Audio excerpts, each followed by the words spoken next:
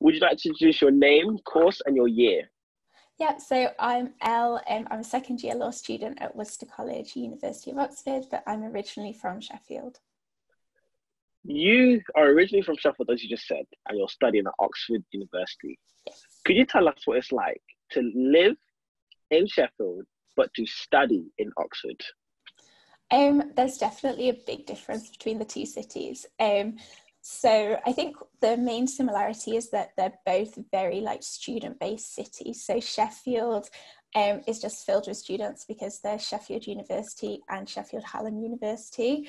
And so kind of there's a lot of nightlife, there's just a lot of young people. It's quite a progressive area to be in, like it's nice. And the same in Oxford, like there's a lot of young people. There's the University of Oxford and Oxford Brookes. So there's like nightlife and all this sort of thing going on. But there's definitely like a lot of differences. I mean, so Sheffield as a city, it's kind of more modern because like it's an industrial city. You know, a lot of it was destroyed in the Second World War through the bombings. And so like a lot of the buildings are much newer or kind of like late 20th century, like concrete monstrosities, that kind of thing. And then Oxford, I mean, I'm sure like people have seen the pictures, but it's just like, it's so old. It's like hundreds, if not thousands of years old, some of these buildings.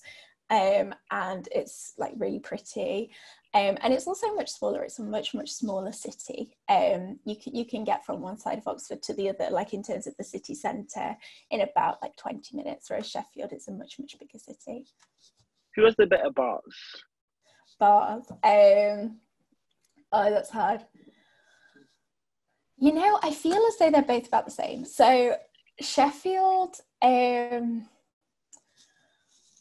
Sheffield's good. I mean, okay, so Sheffield, there is a Wetherspoons bang opposite of Wetherspoons, and I feel like that's quite a unique feature. Like, I feel as though there aren't many cities that can say that you have a Wetherspoons opposite of Wetherspoons. I feel as though Oxford, you've probably got some like slightly fancier bars there. Not that you don't in Sheffield, you definitely do. But if you're looking for a cheap pint, then maybe Sheffield's the better place to be. But also, there's like a huge variety in both cities, so I don't think I can really answer that question, but yeah. The nightclubs and nightlife, who has the better nightlife as a whole?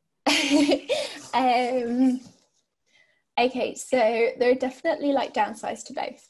I quite like the Sheffield nightlife because like so many of the clubs are in big, like really big buildings, and so they're like really quite big nightclubs, and a lot of them have got like separate rooms where they play different kinds of music and that kind of thing.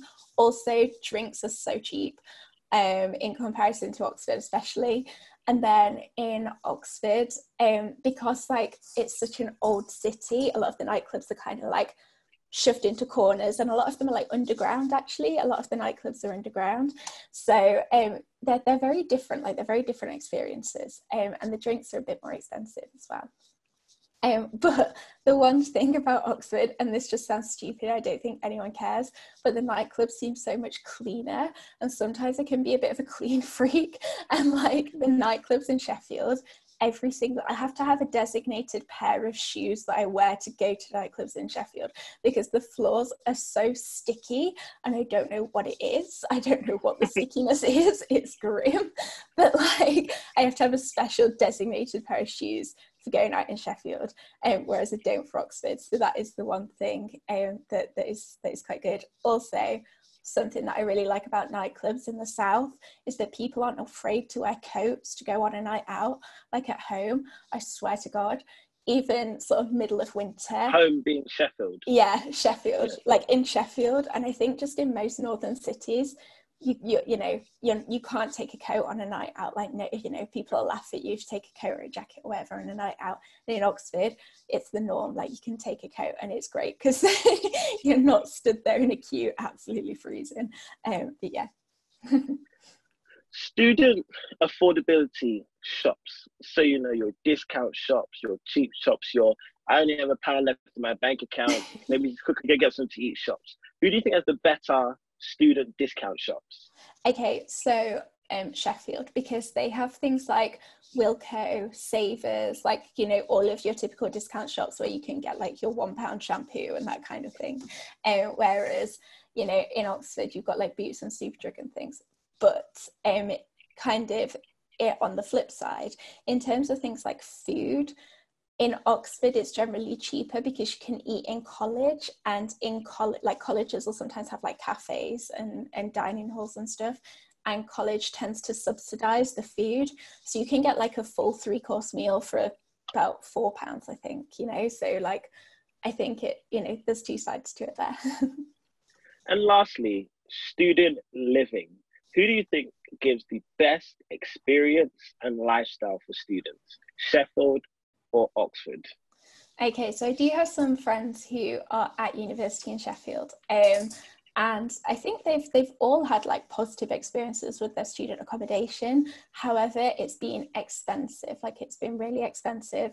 And I think it's the same at any of the university, to be fair. Like it's been expensive just because they pay for a full year of accommodation, and that really adds up. And especially at the moment when so many students are having to be at home because of COVID, having to also pay their uni rent on top of that is not ideal. Whereas in Oxford, I really like the whole accommodation system because we only pay for 24 weeks a year because that's how long we're there. When we were all sent home because of coronavirus, we weren't charged for our accommodation or anything like that. And also like college, again, will subsidize the cost of accommodation. So it really keeps the prices down, which for me was an absolute lifesaver because I've got no idea how I would have been able to afford accommodation at other universities, to be honest. Okay, thank you. And that is done.